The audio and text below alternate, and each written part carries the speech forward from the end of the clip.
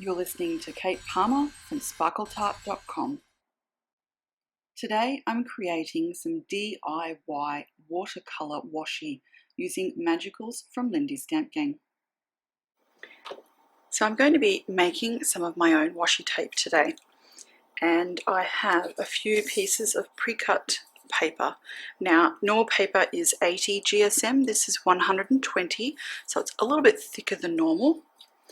I have an Express-It double-sided tape sheet, which I have cut into little 1.5 centimetre strips to make some washi. I've got some beautiful Magicals from Lindy's Stamp Gang in Teapot Purple, Hottie Patootie Hot Pink, and Witch's Potion Purple.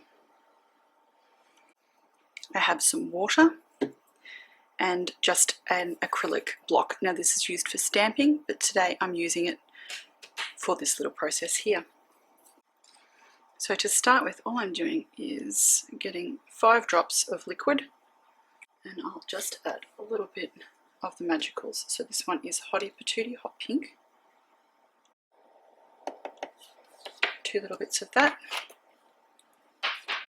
Next I'll get Witch's Potion Purple. And lucky last is my Teapot Purple.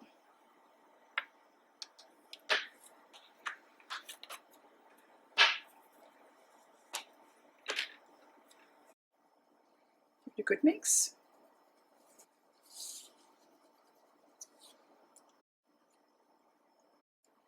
Now I'm just flicking it off the top of the brush here, and that's serving a twofold purpose. It's cleaning off the brush so I don't contaminate the colours, and it's adding a little bit of colour to my piece of acrylic block. Now that last colour is Hottie Patootie Hot Pink.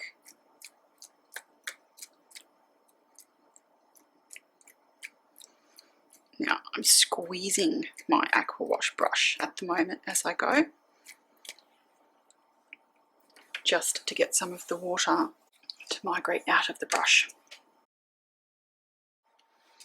Now for a little bit stronger colour, I'm just going to dip this in again and shake it directly onto the surface. Rinse the brush between colours and repeat.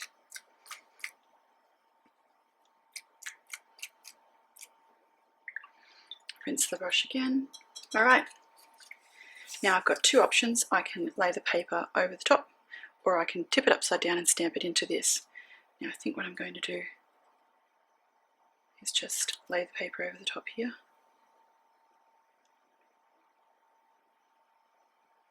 Let it sit there for a second and absorb, and I might do 2 bits of paper at once.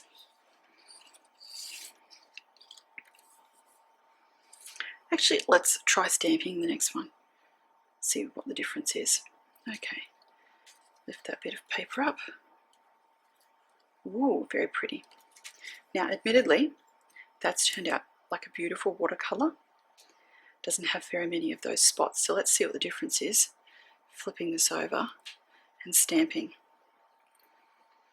Okay, now I can actually see what's happening, and I can lift it up a little bit earlier, so it doesn't have quite as much colour on there if I didn't want it to.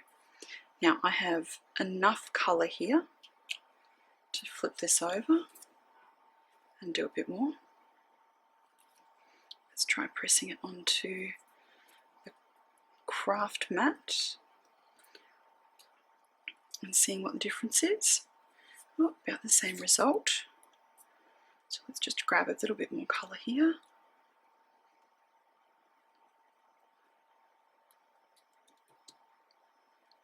Okay, so I've got this beautiful watercolour-y look, which I'm really quite liking. I'm going to use all the rest of this as well.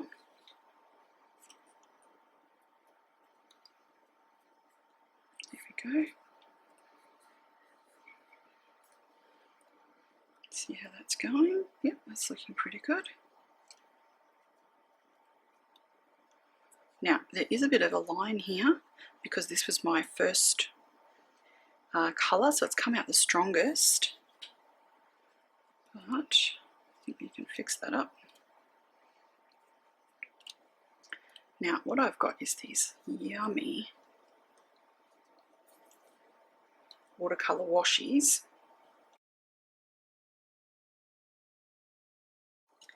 But to get a bit stronger colour,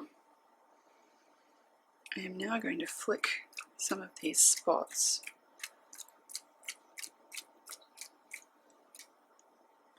directly onto the bit of paper.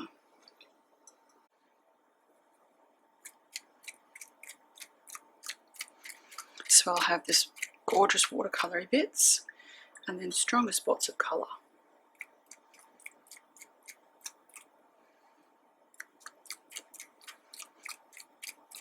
And the stronger spots of colour will have more shimmer.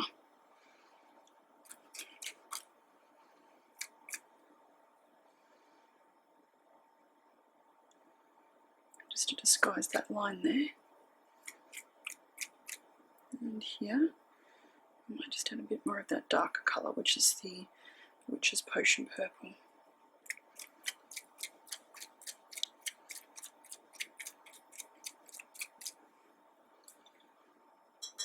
Now I quite like some of these bits that have got the little bit of white peeking in there, so I'm not going to completely cover those. I'm just going to add a bit of colour in areas where it's a bit lacking. So if there's an area that's kind of missing pink, I'm going to add a bit of pink in there.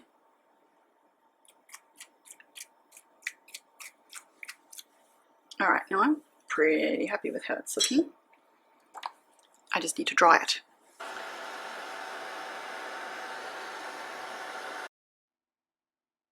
Once your watercolour washi strips are completely dry, take one of the adhesive strips that are pre-cut and stick it on the back. Smooth it down so it makes really good contact, and you're almost done. Trim off any excess paper with some small sharp scissors, or if you have a precision cutting blade or guillotine, you could use that as well. Set one piece of your washi tape aside. You'll leave this one blank. And then I'm going to add some glitter paste to the second piece, just to create a little bit of difference with coordinating colours. I'm using a metal stencil for this, but you can use any stencil. I've grabbed some glitter paste from Bo Bunny.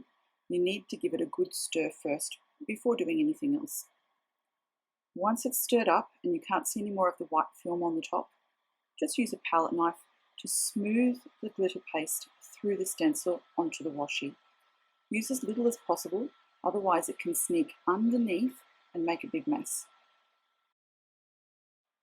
Move the stencil and keep applying glitter paste until your piece of washi is completely covered.